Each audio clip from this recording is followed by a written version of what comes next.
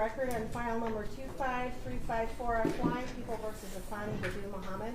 Kumar Palapu for the people, P74099. Christopher Urban, P8013 on behalf of the people. Your Honor, Josh Jones appearing on behalf of Ms. Muhammad, who stands to my right. And Catherine O'Meara Bolden, P53823 on behalf of Ms. Muhammad. Afeni Muhammed. Very good. You may be seated. We left off with the medical examiner's report that was tendered to the court. My understanding is we have one more witness. Is that correct? That's correct, Judge. All right. You may call your witness. People call Lieutenant Alex Hollish, who was just here.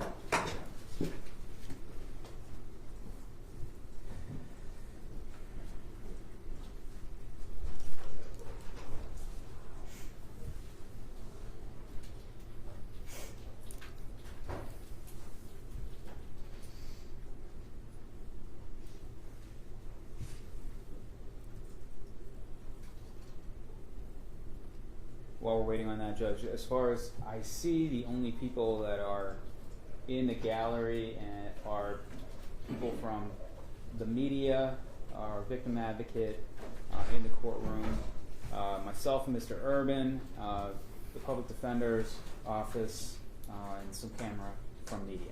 And, of course, your staff. Thank you. Defense will attest to that as well, Your Honor.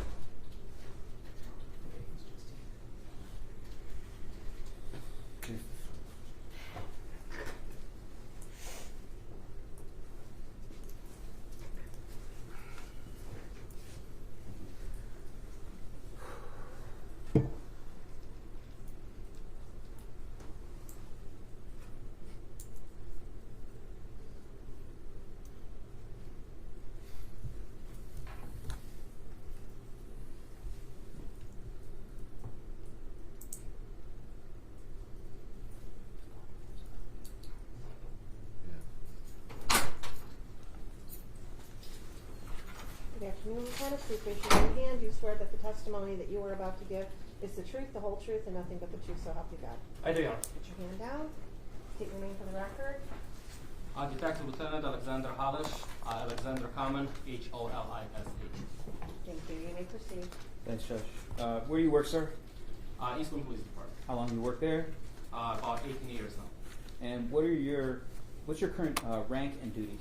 Currently, I'm a detective lieutenant. I'm in charge of investigative division for the department. What were your duties on or about July 10th of 2025? I was in the same capacity as a detective lieutenant. And at some point in time, did you get contacted to conduct an interview with a suspect? I was about, by then it was probably shortly after 8 a.m. And at that point in time, what did you do? I made contact with Ms. Muhammad, who was in a booking room. And when you say Ms. Muhammad, do you see Afeni Muhammad in the courtroom today? I do. And could you identify her for us, please? She's sitting to the left of me, far left. She's wearing a jumpsuit issued by Macomb County Jail. Her hair is different since, but at the time she had red hair, but I do recognize her facial features. Let the record reflect that Lieutenant Hollish has identified the defendant. So noted for the record. So where did your interactions take place with the defendant? First, she was in a booking room, and she was wearing a hooded jacket that I observed had blood on it. So I asked her to remove that jacket. And after that, I had to call a female officer from St. Clair Shores because we did not have a female officer working at the time. She walked to the private area where female officer from St. Clair Shores observed her take off the clothing that we took as evidence and gave her our jail clothing. And after that, what happened? After that, I spoke with her at our interview room. Tell me a little bit about that interview room. It's a small room. It's pretty much table, 3 chairs. Detective May, he's my partner. He joined me during the interview. It's equipped with a camera and microphone. There's a small filing cabinet, and that's it. And before interacting with her as far as talking about things, was there anything that you did first? I observed dried blood on her hands, and I asked her if I could collect it. Detective May read Ms. Muhammad her rights as far as the right for us, if she would waive her search rights, because technically it's a search.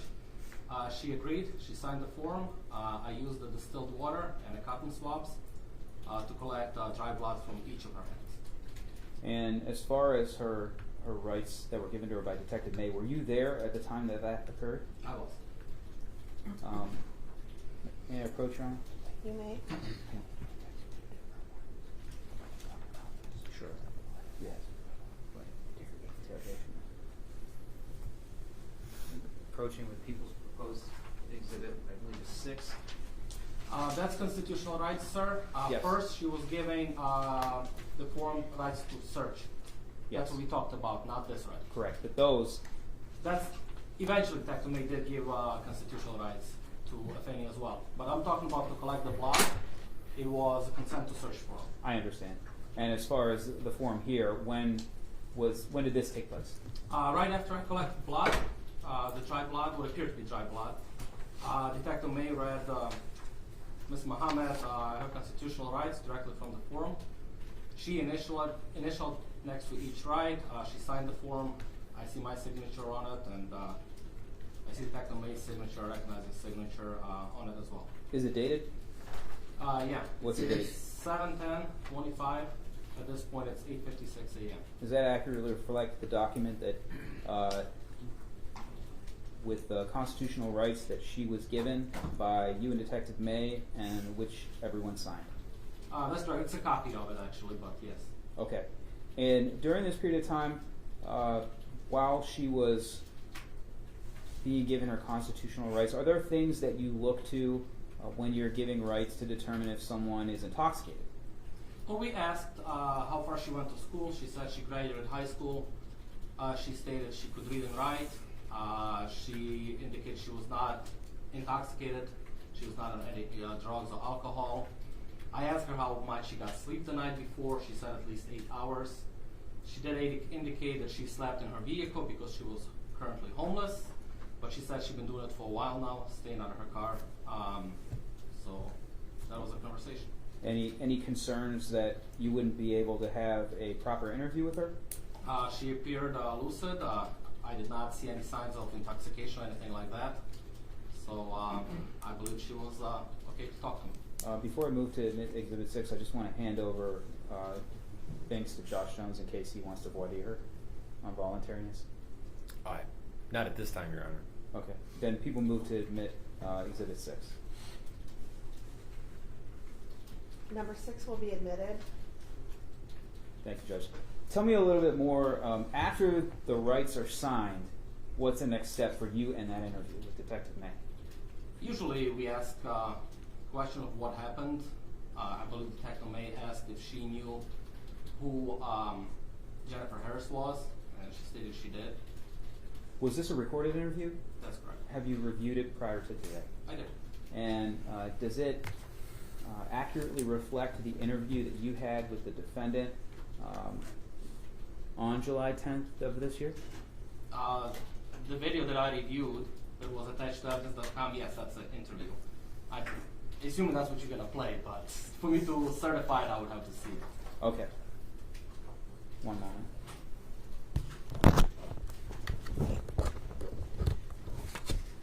We're about to put up on the screen proposed Exhibit 7, Judge. Now, sir, do you recognize the still of this? Yeah, it's an interview room. That's me in a blue shirt. Detective May is in a gray t-shirt with a baseball hat on, and Ms. Muhammad, she's wearing our jail uniform, and at the time I told you she had a different hair. It was red in color. People move to admit Exhibit 7, Judge. Defense? No objection. Be admitted by stipulation. Thank you. You may publish to the court. Yes, thank you. We're going to start at 3 minutes and 42 seconds.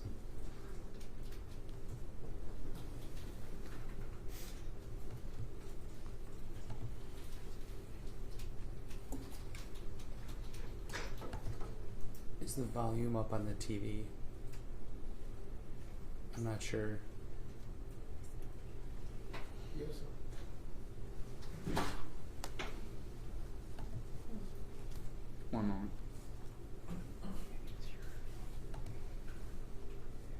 Try opening that close.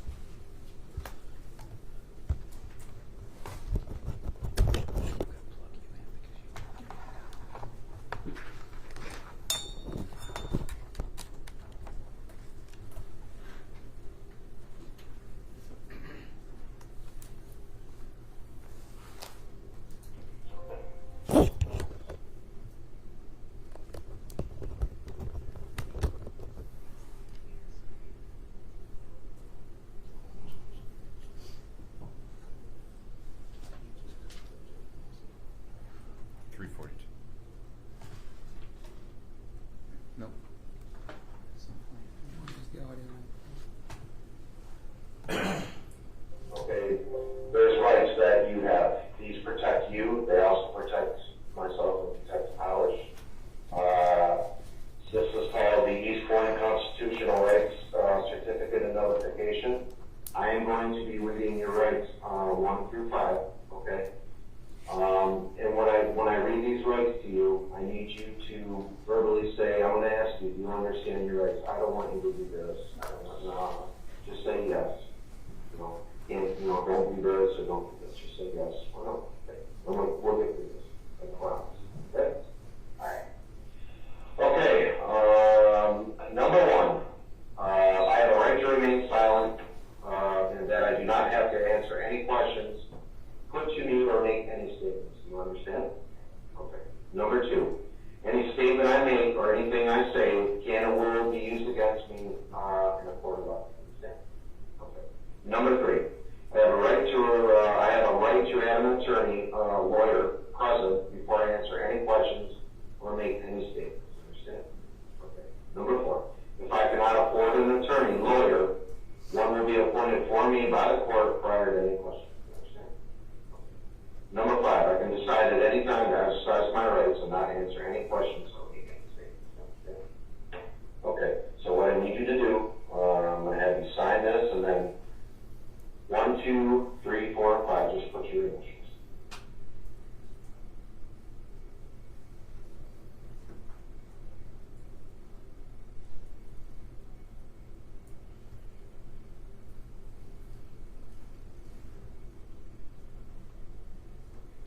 All right, now I want you to sign it.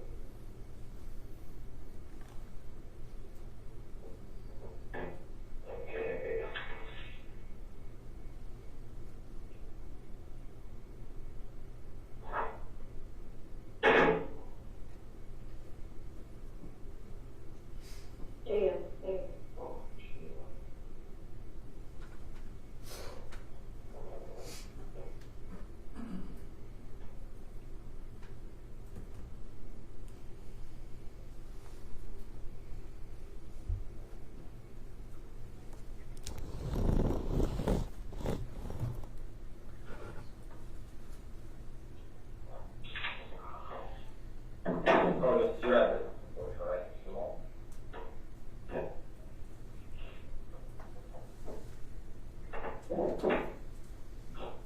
Put your highest level of education on it.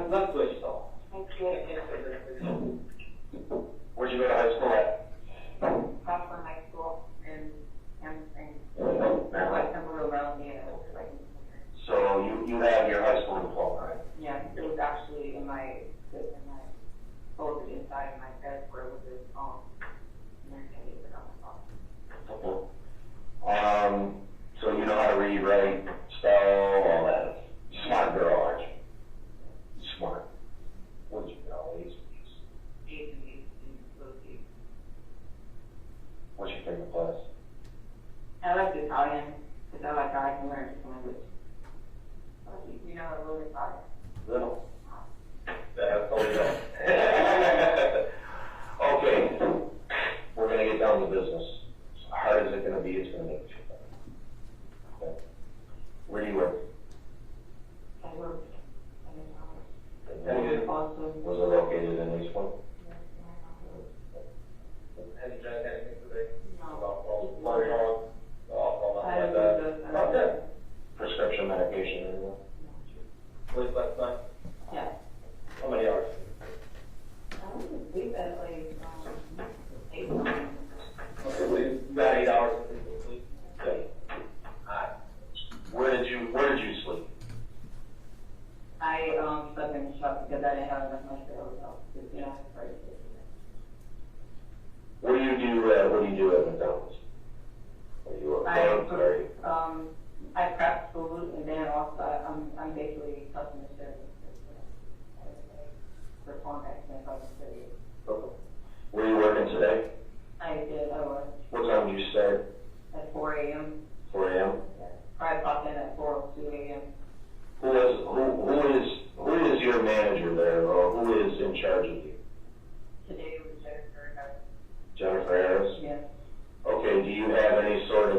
with Jennifer Harris?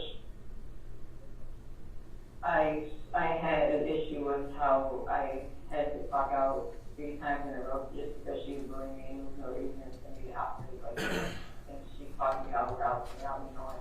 I was working for 3 weeks. Was this today or was this prior? That was today. Okay, so has any time prior to this day today, did she make you clock out or not pay? Yes. How many times? Once? It happened just missed the very time this week. Third time this week? Yeah. And can you tell me why do you think she's doing that? I think she was doing that because I had spoke up to her and I felt like, trying to figure out what, I think it was sometime last week, it was Friday, I'm not sure, but it was, I had told her, that racist shit gonna stop, that's why I had told her, because I got tired of how she kept on, like, acting like prejudice for it, like, the other two, like, and people that work there also do with cognition, they were there. So let me ask you this, can you tell me what kind of racist comments that she's making towards you or anybody? Give me an example. Yeah, like, so sometimes when they look at their phones or something, and like, it was one time, the guy they find had showed her on her phone with like a Caucasian girl, she had like about 5 something. And she was like, that's KUID, and that's what she had said, and, you know, and then every time. So skinny white B, so B meaning bitch, right? Yeah, yeah. Okay. Has she ever used any derogatory remarks towards you that, give me an example of what she was calling She you? said that she was blood one time to me, and she said she wanted her gun or her children, but it just like made me feel like I got like scared of her, and but she's a bully kind of person. Did she say anything racist to you today? No, she didn't say anything to me. The only thing she said to me was, "You can clock out now." And then I was like, "I'm working my shift today. Like, you know, I didn't do anything wrong." Did you leave after she told you that? No, I stayed. I started working my shift, so I stayed and I just kept working. Nobody came over there to relieve me, so I just continued to catch everybody else. You know, and then I just happened to look at the app and see that I actually was clocked out. I didn't know she clocked out at 6, and I didn't even know I was still working. And that's when I had said, I didn't know you clocked out. You didn't even tell me that I'm done talking to you. I didn't tell you to leave. So what did you do after that? Did you leave? Yeah, I left. I said, this is wrong. I said, you keep bullying me. This is wrong. Where did you go? I went to the truck and then I had drove went to the skate park and skated a little bit. Okay, So it was after I left it like news.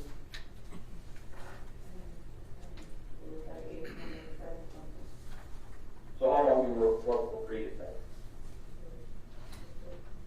I worked 1 hour. Oh, okay. So she got you out at 6, you said, and Yeah. you know it's around 7? Yeah, All right. almost 8 o'clock. Okay. So you have to skate park. Yes, and then after that, that's when I just started listening to my music, and I had just started prayer, and I started thinking about like how she everything that she was doing that was like wrong. did that piss you off? Okay, so at some point you returned to the McDonald's, all right? Okay. What did you have? How did you injure? I had a knife and I walked with her and I stepped with her. How many times? Do you remember?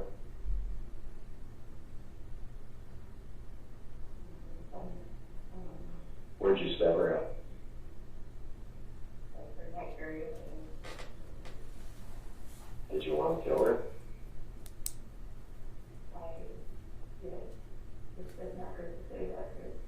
I can't hear the That's how you response. felt.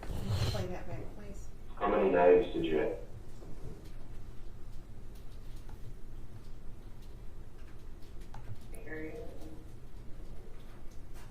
Did you want to kill her?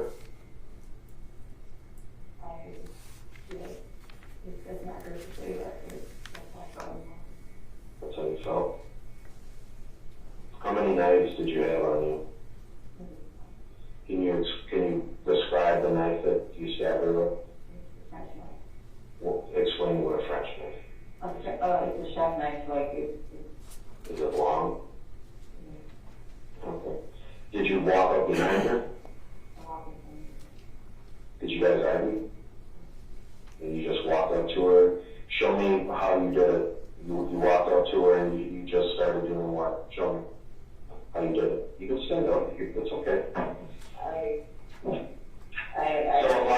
I'm Jennifer, so.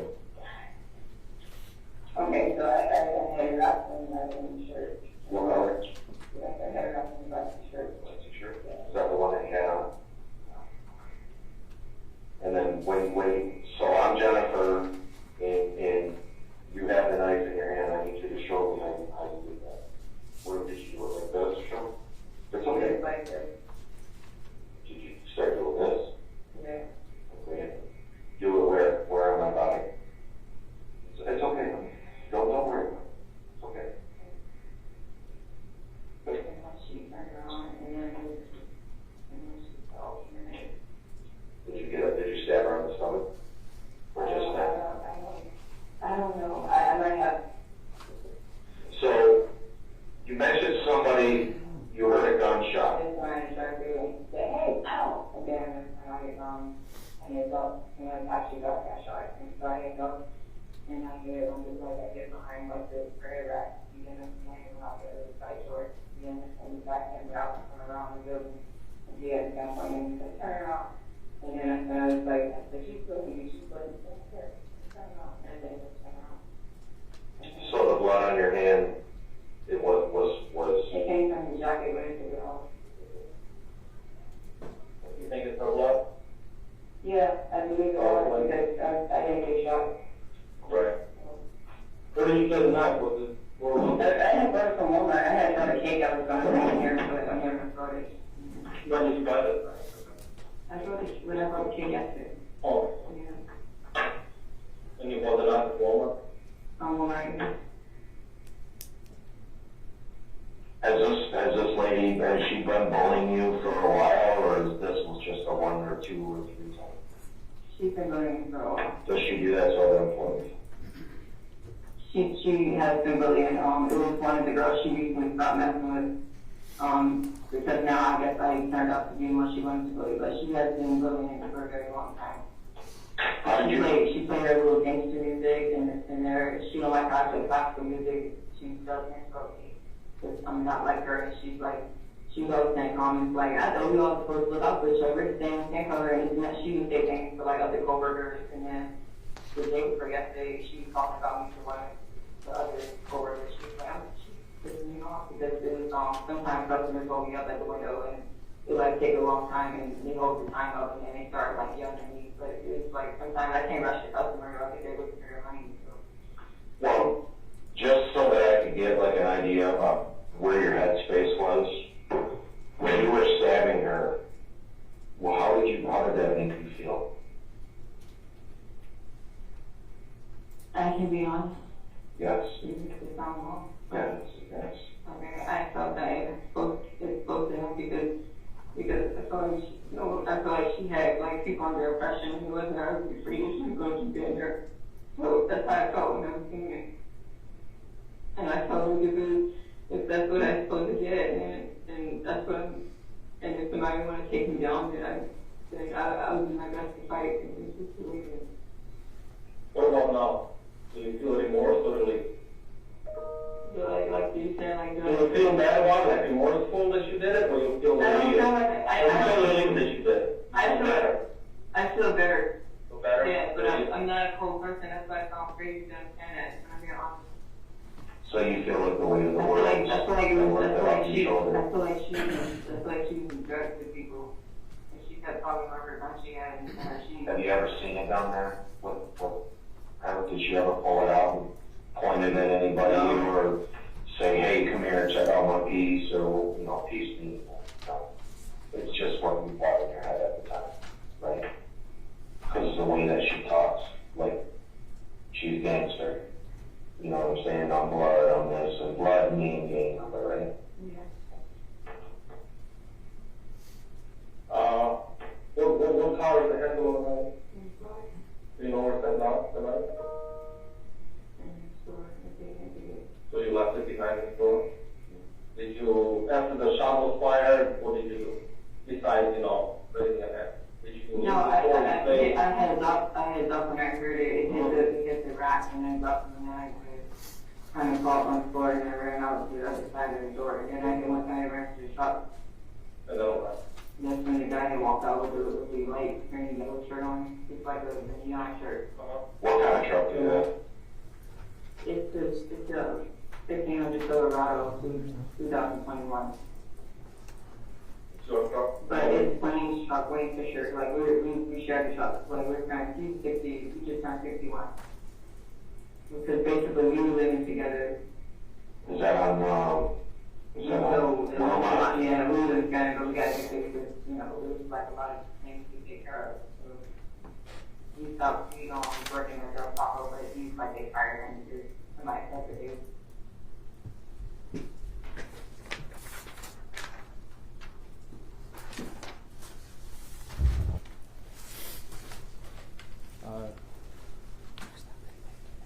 We stopped just now at 1908.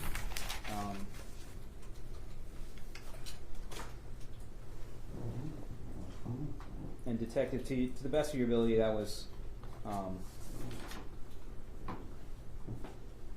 that encapsulated the defendant's explanation of what had happened that morning.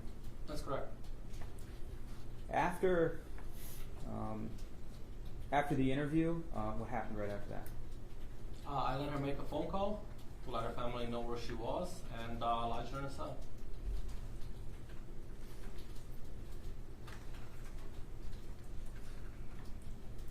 One moment.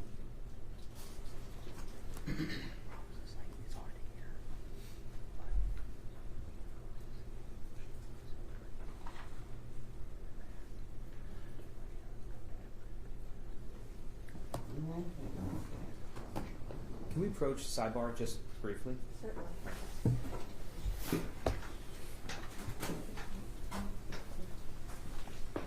Katie, I've got this one.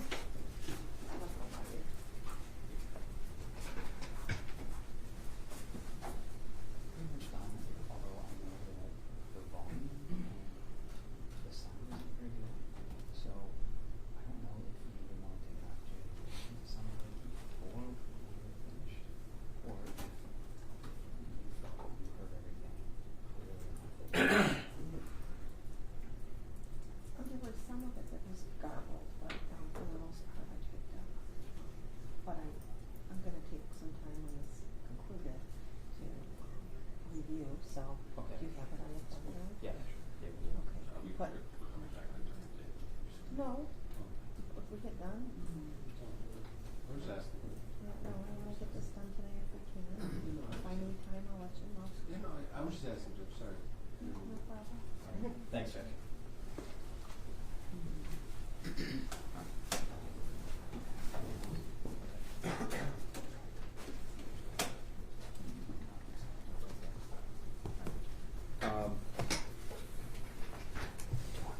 Just 1 second.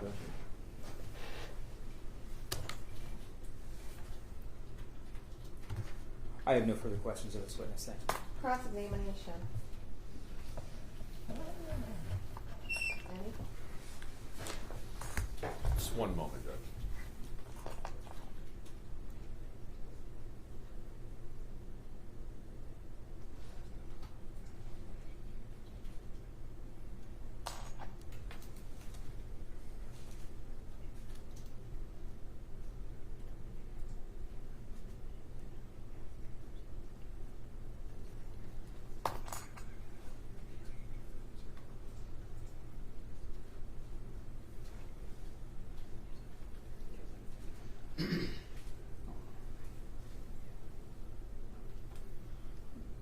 No, I have no further questions. I have no questions, Judge. Very good, you may be excused. Any further witnesses on behalf of the people? No, Judge. Any witnesses on behalf of the defense? None, Your Honor. Very good, do you want to take a few minutes for argument, or are you ready? I'm ready. I can. Okay, argument please. Thanks, Judge. Judge, today you've heard from 6 witnesses, but effectively 7 because of the interrogation. So you heard from Devontae Pace, Officer McLaughlin, Luke Moreno, Deborah McMillan, Lieutenant Hollish, and of course the interrogation brings in the statements of the defendant and her explanation of the things that went on. Turnage? Sorry, Kashana Turnage, then Lieutenant Hollish is 6, and then the defendant's statements through the interrogation that is her explanation of what happened and why she murdered Jennifer Harris. One of the interesting things is that we all understand now through what the witness testimony was from Ms. McMillan is that the defendant was irate that when she came to work, Jennifer Harris confronted her about not working and clocked her out. The defendant sat there for about an hour, intermittently working, and then discovering that she had indeed been clocked out, and then was told by Ms. Harris to leave, and she did. She left. She went to a skate park. She told Lieutenant Hollish that while she was there, she skated. I believe she said she prayed.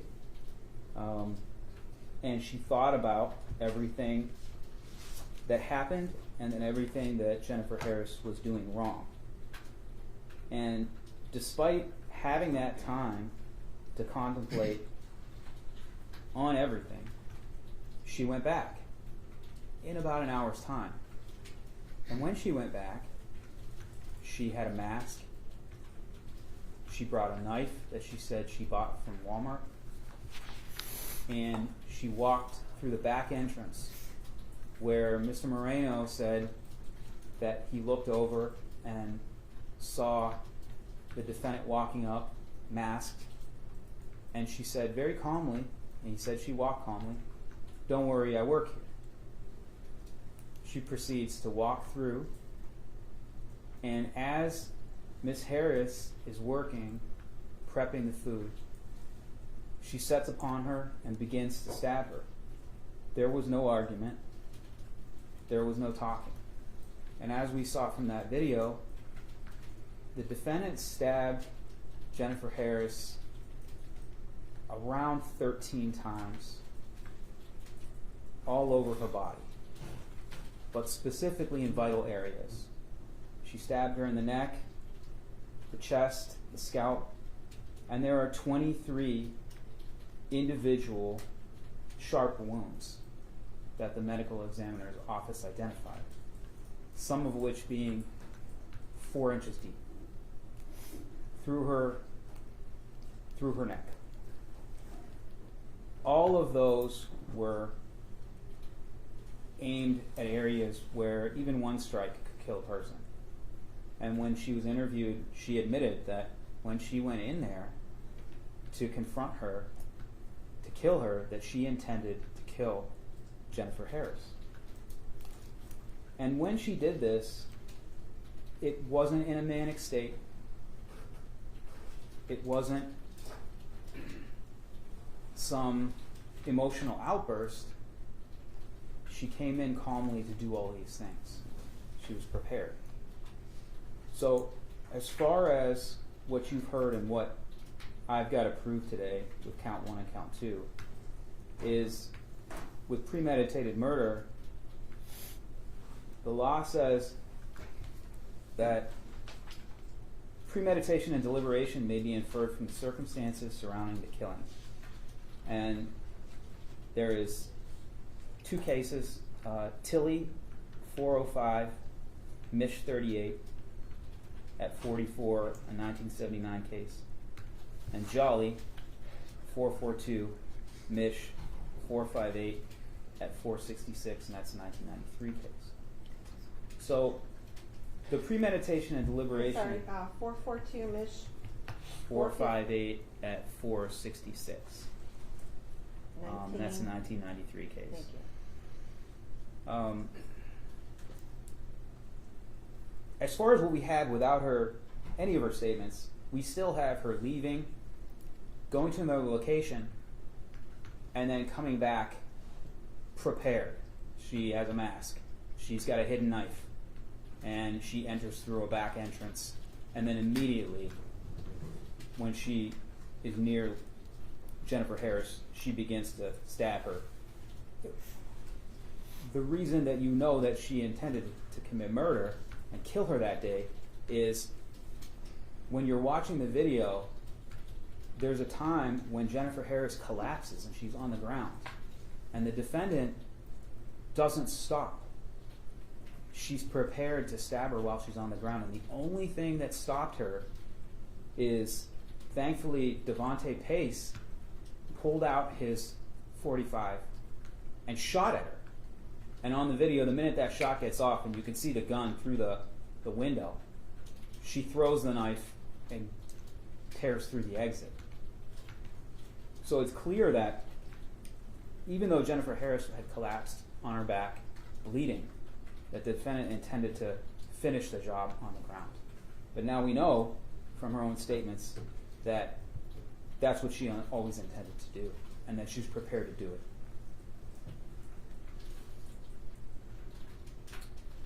One moment.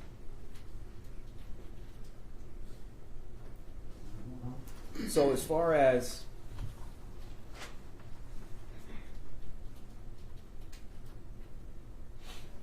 her state of mind and what her motive is, even though I don't have to prove motive, we know what those things are. And we know why she did what she did and that she intended to do it. As far as count 2, dangerous weapon, carrying with unlawful intent, we heard from Ms. McMillan that the knife that she saw the defendant using was somewhere between 5 and 7 inches in length. Additionally, we know that she brought that knife there with the specific intent to stab and kill Jennifer Harris, because that's what she told police. And she explained using Detective May as a prop, is that where she was stabbing was intentionally in the neck area and the upper chest. So based on everything you've seen today and what you've heard and the defendant's own explanation, I just ask that you bind over counts 1 and counts 2. Thank you. Mr. Jones? Judge, obviously the people are objecting to bind over. One, I guess I want to. You mean defense is objecting to bind over? What did I say? You said people are Oh, objecting yeah. to bind over. Defenses, I'm sorry. And where I was going really, Your Honor, is where the insinuation of, in her statements, of, and how the people are identifying this insinuation that she bought the knife for this. And I hope it's clear to the court that based on her own statement, which the court, I believe, is relying, I don't know, the people are relying on her own statement in part to satisfy the bind over, that she indicated that she bought it previously for something different. Now, I'm not saying that there can't be an insinuation from that, but I don't want the court, nor do I want the facts to be insinuated that it was bought for this purpose, for this incident. Because I don't think that, one, the facts reveal that at all, and even in her own statements, she doesn't make that as a fact of itself. And so that, I just want to clarify that, and I know that the people have introduced the interview, so if the court, again, if there's a hang-up, the court can listen to that and make that determination. But again, I'm just going off of her explanation of why she had what she had at the time. Beyond that, I think it's clear as well from the testimony from the other witnesses that what we're talking about is it's a hooded mask. And again, I'm just identifying some, I don't want to say, clarifying some things on what we heard in facts, because it was very clear that it was some sort of zip-up hood that went over the face. It's not a separate mask that was, bought for this purpose. It was a tire, meaning, someone owning a hoodie and then that zips it up. I don't think it changes the fact that it zips up into a mask, but again, I think that those are facts that at least need to be clarified when we're talking about the bind over, specifically because we're talking about the difference between, at least for today's purposes, first and second degree. And there's that identification of premeditation or preparation to get you to first degree. So that's the reason I wanted to clarify those two facts, Your Honor. Otherwise, generally speaking, For count one, I would indicate that generally, when I say generally, that they generally have not met their burden on their elements, Your Honor, to show that there is a difference between first and second. In regards to count two, as I'm sitting here listening to Mr. Pallett wrap up his request for a bind over, I know we've had discussion that there was a knife used. There's been discussion that there was the potential of this knife that was identified at the scene, but there was not really any specifics. And I think that when Ms. McMillan was identifying the knife that she saw, she wasn't referencing the difference between the length of the actual knife and the blade. And I say, legally speaking, there is a difference between that. And I don't know if the people have really necessarily shown that even at a probable cause level. And the reason I say that, Your Honor, is because the length, the blade length, must be over 3 inches. And the only thing that we necessarily had from Ms. McMillan is that it may be between 5 and 6, and she's just referencing the size of the knife.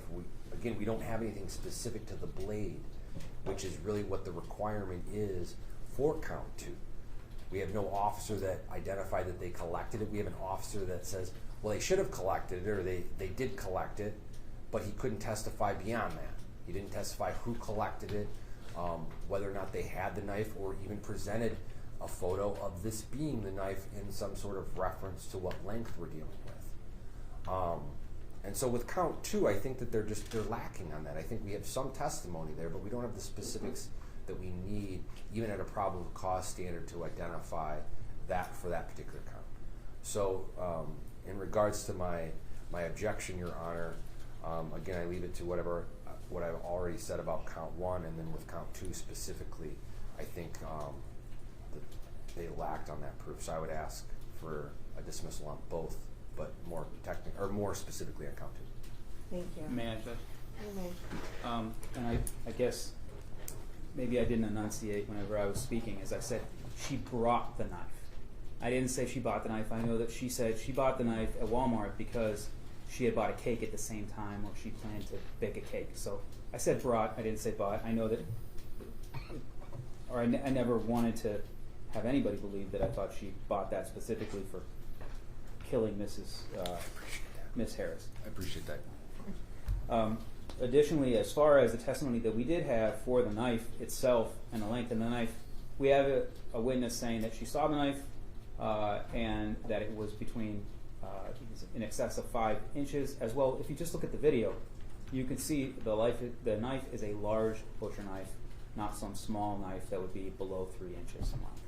And so I'm relying on the video itself and the testimony of the witness that we had on this stand.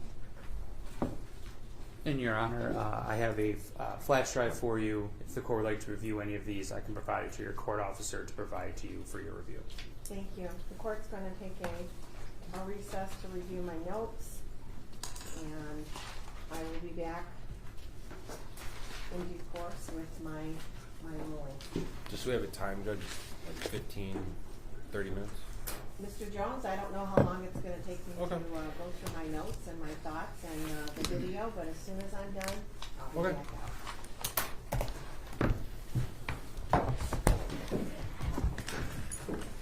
Do you have the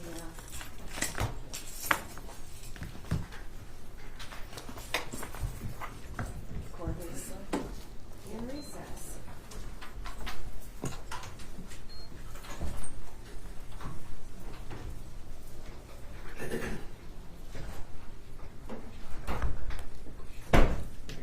Now? Oh, yeah, all good. Okay, thank you.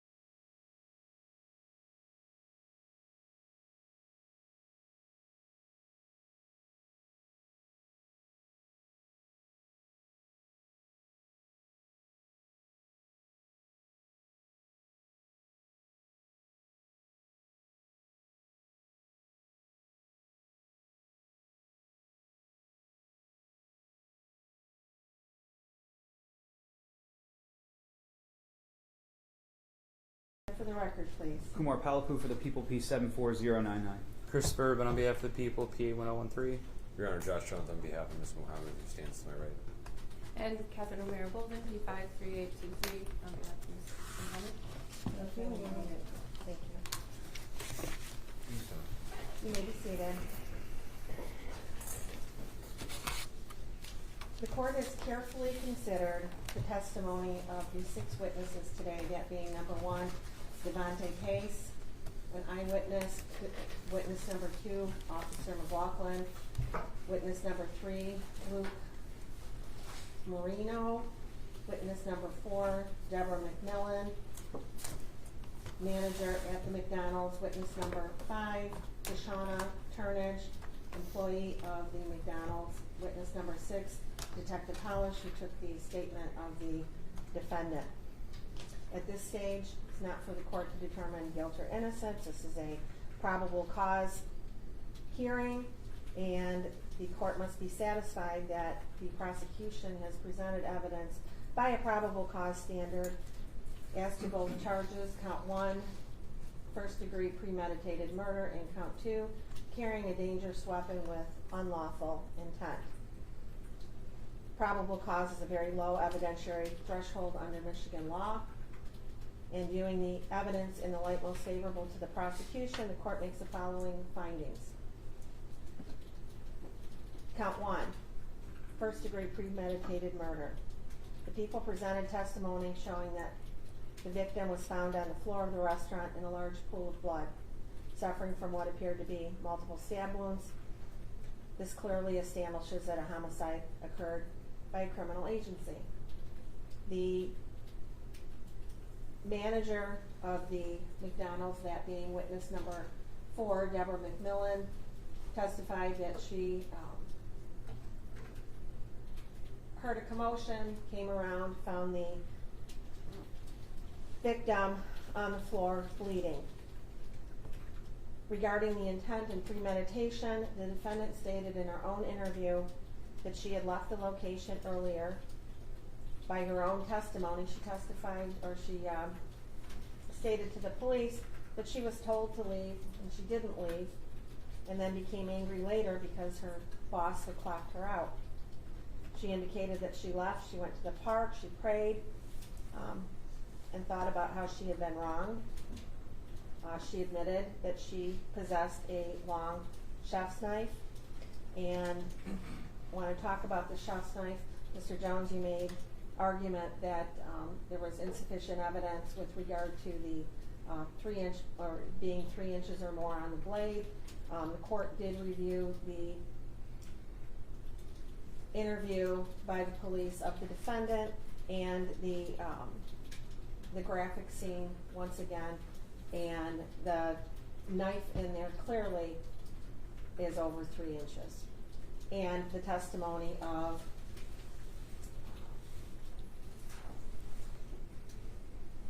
Deborah McMillan that the blade was, as she put it, which looks like 6 inches. We don't know if that's the knife or not, but in the video of the stabbing, you can see the blade of the knife. The blade of the knife was rather large, and by defendant's own statements had indicated that it was a chef's knife.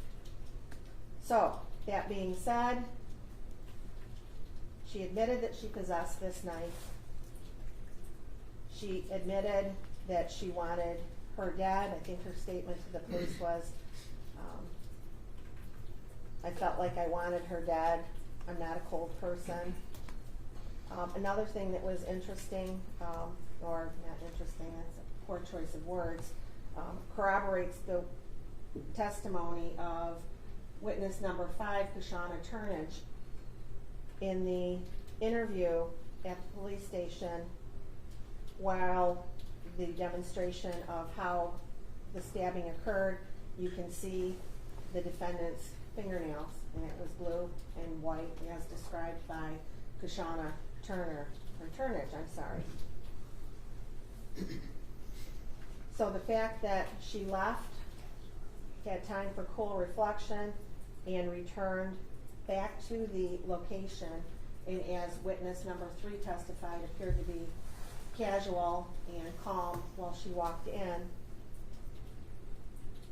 Her statement that she wanted her dead, and she knowingly carried out that plan. Purposely arming herself with this knife, wearing a hoodie and a mask, as witness number 4 testified, appeared to be a Jason mask, and witness number 3 testified that it looked like a ski mask. Taken together, this evidence is more than sufficient for a person of ordinary prudence to reasonably believe that the defendant intentionally, with premeditation, killed the defendant by a probable cause standard. The court therefore finds that the people have met their burden as to count 1. As to count 2, carrying a dangerous weapon with unlawful intent, testimony clearly established that the defendant possessed and carried a long chef knife. The defendant admitted that she brought the knife for the purpose of stabbing the victim, and she did in fact stab the victim with that weapon. The unlawful intent requirement is fully supported by her statements and the eyewitness testimony. Accordingly, the court finds probable cause exists that the defendant carried a dangerous weapon with intent to use it unlawfully against another person. So for the reasons stated on the record, the court does find that the prosecution has met their burden as to both counts. There is sufficient evidence as to each element of the offenses charged. I therefore am binding the defendant over to circuit court for further proceedings as charged. Do we know who the arraigning judge is in this matter? Judge Massaroni, Judge. That's correct. Judge Massaroni hears his arraignment on the information on Tuesdays at 9 a.m. for in custody. It'll be December 2nd, Judge. I'm sorry. You pick December 2nd. Be December 2nd at 9 a.m. Judge Massaroni, and I need you to fill out the half sheet. I'm doing that now, Judge. And I want to thank both sides for your professionalism, and that concludes this matter for today. All right. Have a nice weekend, Judge. Thank you, Your Honor. We will provide the form as soon as it is completed. Thank you.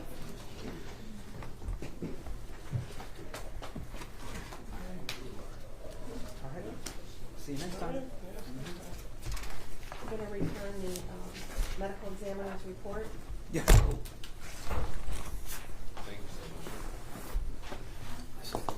Minutes, so I guess keep that, Okay. all that together.